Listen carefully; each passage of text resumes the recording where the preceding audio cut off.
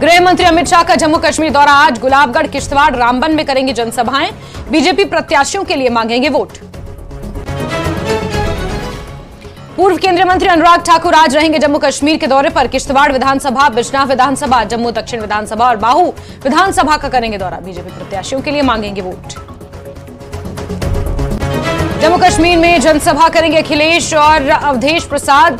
Samajwadi party ने चुनाव में 23 सीटों पर उतारे हैं प्रत्याशी। सपा 5 जम्मू और 18 कश्मीर की सीटों पर लड़ रही चुनाव।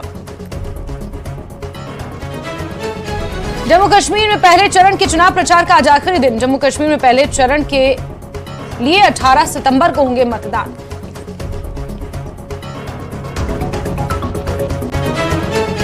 हिमाचली संस्कृति के देव नृत्य को आतंकी करार देने वाले सोशल मीडिया अकाउंट के खिलाफ